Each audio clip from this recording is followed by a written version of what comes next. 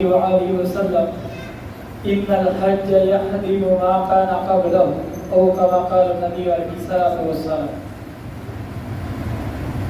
عزیز سامعین کرام،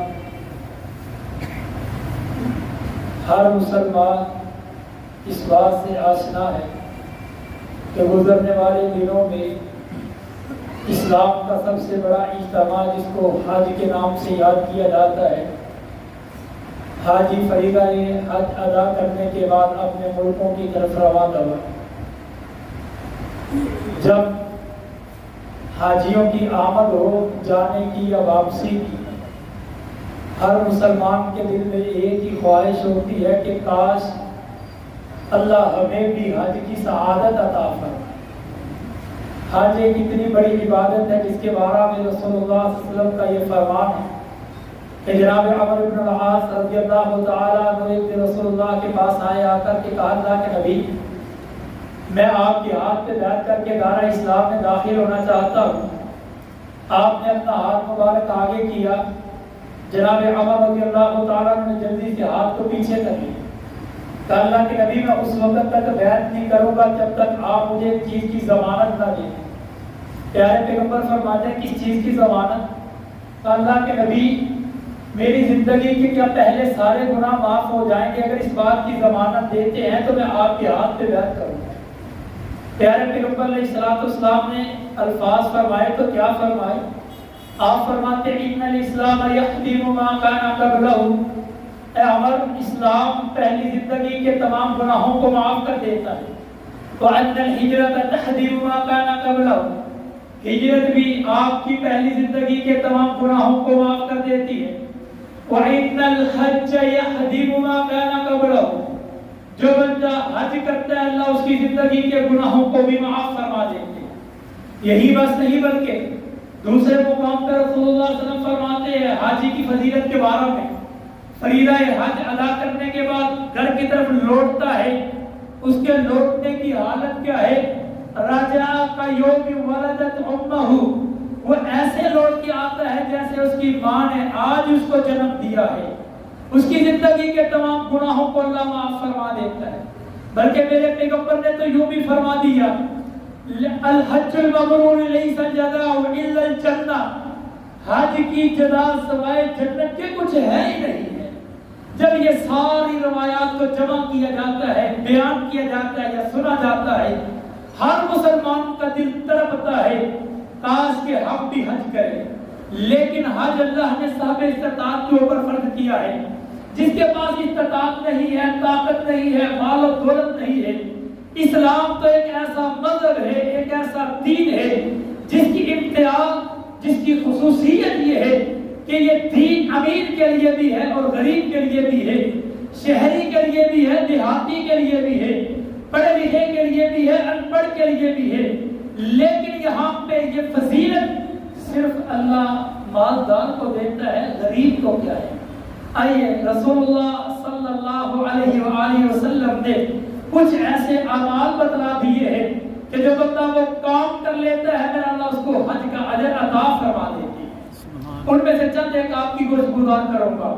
سب سے پہلی رسول اللہ صلی اللہ علیہ وسلم کے فرمان کے مطابق جو بندہ خلوص نیت کے ساتھ دعا کرتا ہے، اللہ دعا کی وجہ سے اس کو اس چیز کا اجر عطا فرما دیتی ہے۔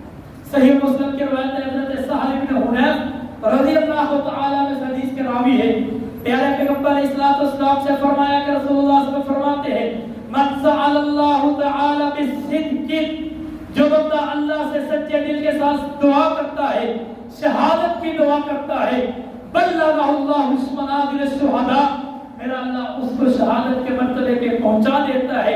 وَإِن مَاتَ عَلَى فِرَاشِهِ، اگرچہ وہ اپنے بستر کے اوپر ہی کیوں نہ فوت ہوا، فوت اپنی چارپائی کے اوپر ہوتا ہے لیکن دعا کی وجہ سے میرا اللہ اس کو شہادت کا مرتبہ عطا فرما دے۔ ایسے ہی حج کرنے والا اگر حج کی طاقت نہیں رکھتا، دعا کرتا ہے، میرا اللہ اس کو حج کا اجر اس کے نامہ اعمال میں تحریر فرما دے۔ حج کا اندر دعا کرنا تو دور کی بات ہے، ابھی حاجی کو آتے ہوئے دیکھتے ہیں جس کے اندر حسرت کو پیدا ہوتی ہے، کاش کہ میرے پاس بھی پیسے ہوتے میں بھی حج کو جاتا، کاش کہ ہمیں بھی یہ سعادت ہوتی۔ صرف یہ کاش کا لفظ آتا، تو رسول اللہ صلی اللہ علیہ وآلہ وسلم نے فرمایا، جامع ترمذی کی روایت ہے، انما الدنیا اربعۃ نفر، دنیا چار قسم کے لوگوں کے ساتھ ہے، ان میں ایک وہ آدمی ہے جس کو اللہ نے مال و دولت دیا ہے، علم دیا ہے، وہ اپنے مال و دولت کا صدقہ بھی کرتا ہے، علم کے ساتھ لوگوں کی اصلاح بھی کرتا ہے۔ دوسرا وہ بندہ ہے جس کے پاس مال و دولت تو نہیں ہے، اس کے لیے تبلیغ کے راستے ہموار نہیں ہوتے، لیکن دل کی خواہش کرتا ہے کاش کہ میں بھی یہ کام کرتا، اللہ مجھے بھی موقع دیتا، میں بھی اصلاح کے لیے نکلتا، میں بھی تبلیغ کرتا۔ پیارے پیغمبر کے فرمان کے مطابق آپ نے فرمایا فَأَجْرُهُمَا سَوَاءٌ، اللہ ان دونوں کا اجر برابر کر دیتا ہے۔ ابھی نیت دل میں آتی ہے، خلوص نیت کے ساتھ یہ کام کرتا ہے۔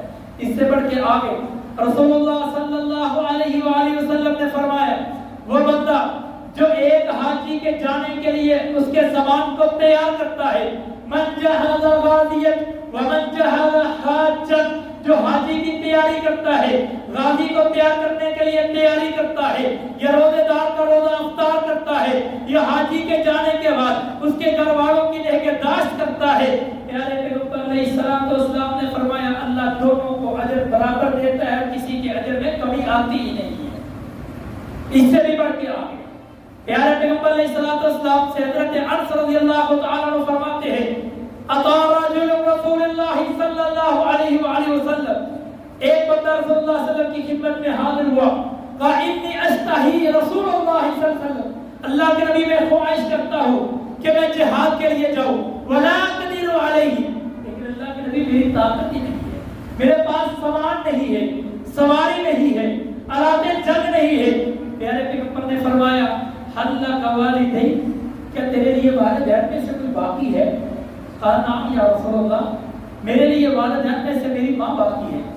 آپ نے فرمایا اس کے ساتھ نیکی کر، بر الوالدین، اس کے ساتھ نیکی کر، فَإِذَا فَعَلْتَ ذَلِكَ، اگر تو نے یہ کام کر لیا، اپنی ماں کے ساتھ نیکی کی، اپنی ماں کے ساتھ حسن سلوک کیا، فَأَنْتَ حَاجٌ وَمُعْتَمِرٌ وَمُجَاہِدٌ، پھر اللہ تمہیں حج کا، عمرے کا اور جہاد کا اجر عطا فرمائے۔ والدین کے ساتھ نیکی تو کر۔ اب والدین کے ساتھ نیکی کا کیا مطلب ہے؟ والد نے کوئی کام کا، والدین نے کوئی کام کا، میرا دل نہیں مانتا، ان کو کیا پتا ہے، یہ تو اولڈ معاشرہ ہے، یہ تو وہ زمانہ گزر چکے، اب جدید دور میں ان کو کیا پتا ہوگا۔ وہ بات جو میرے دل کو اچھی لگتی ہے، اگر وہی میں نے باپ کی بات کو مانا، وہ تو باپ کی بات نہ ہوئی، میری اپنی بات ہے۔ بات تو وہی ہے جس میں میرا دل مطمئن نہ تھا، لیکن میرے باپ نے کہا، میری ماں نے کہا، اپنے دل کو پیچھے چھوڑ کے ان کی بات کو مقدم کیا۔ پھر رسول اللہ کے فرمان کے مطابق پیارے پیغمبر علیہ الصلوۃ والسلام فرماتے ہیں فَأَنْتَ حَاجٌ وَمُعْتَمِرٌ وَمُجَاہِدٌ، بخاری سے مسلم کی بھی روایت ہے، اور جامع اور جو ہے طبرانی کے اندر بھی روایت موجود ہے صحیح سند کے ساتھ کہ رسول اللہ صلی اللہ علیہ وسلم نے فرمایا میرا اللہ اس کو حج، عمرے اور جہاد کا اجر عطا فرمائے۔ اس سے آگے بڑھ جائے، اگر اللہ نے مال و دولت نہیں دیا، بیت اللہ تک نہیں جا سکتے، ایک طرف جملہ تو کہہ دیتا ہوں لیکن کہنے والا جو ہے کہنا تو پڑے گا، بیت اللہ تک جانے کی تمام کی تمنا اور آرزو تو ہے، مسجد تک آنے کی آرزو کیوں نہیں؟ جو بندہ بیت اللہ تک جانے کی تمنا کرتا ہے اس کا اجر اللہ نے مسجد میں آنے والے اجر کے برابر کر دیا ہے۔ آپ اگر بیت اللہ تک نہیں جا سکتے، مسجد تک آ سکتے ہیں، تو اللہ آپ کو بیت اللہ کا اجر مسجد میں آنے کے برابر ہی عطا فرمائے گا۔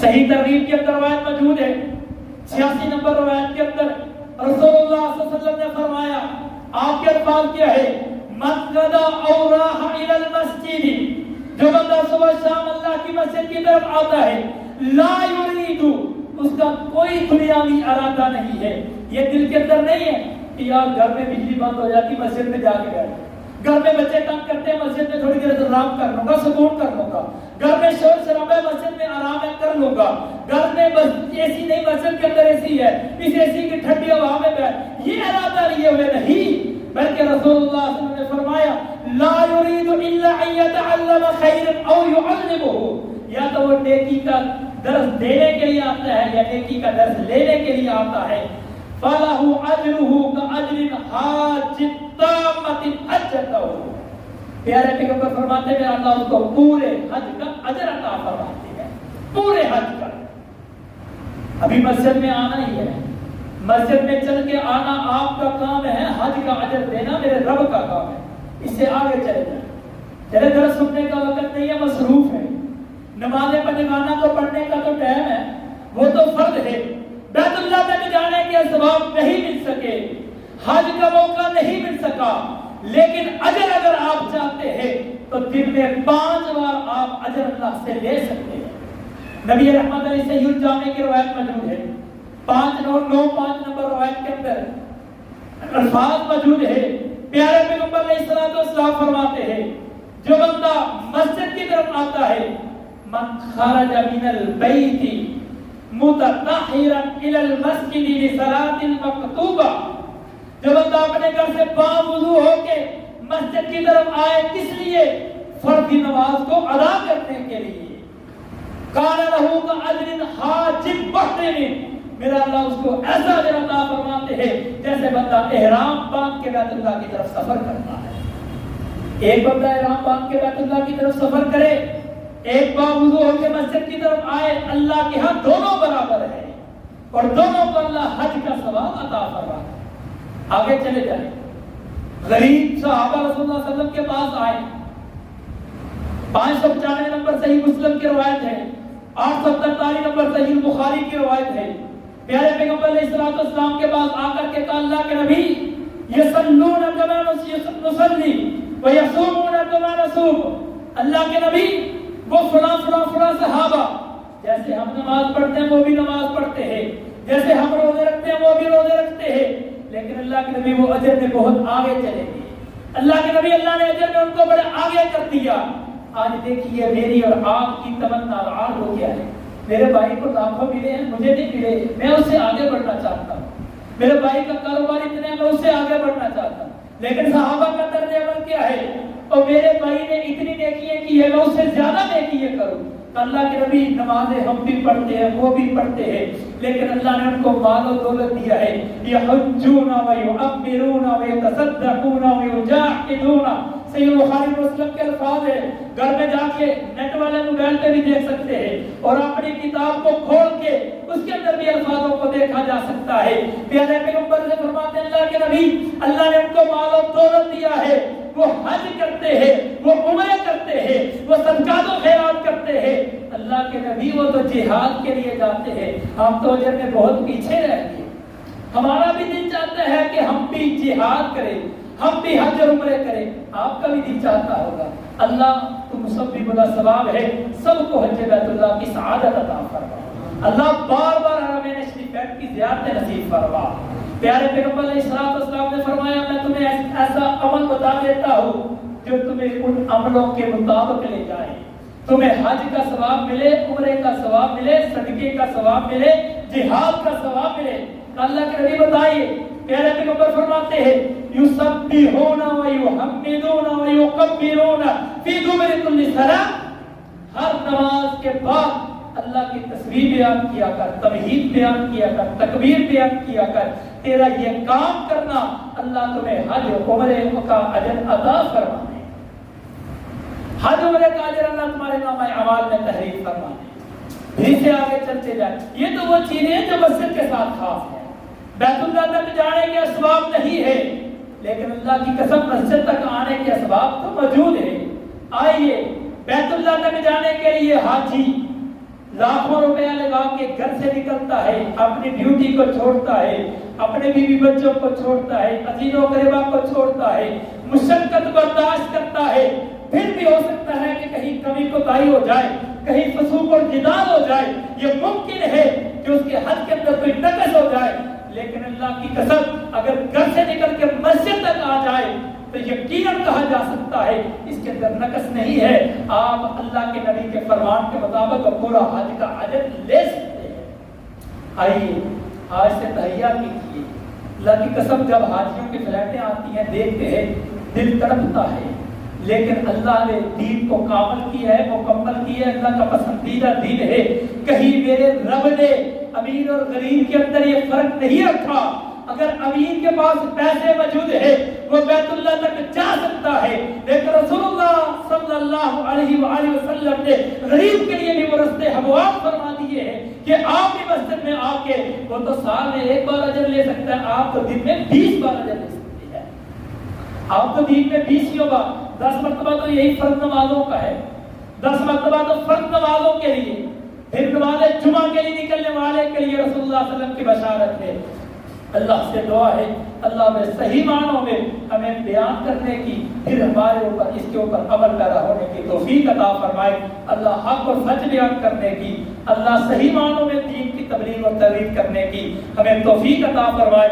اللہ جس وقت سناتے ہیں اسی کے مطابق عمل پیدا ہونے کی توفیق عطا فرمائے۔ وآخر دعوانا الحمدللہ رب العالمین۔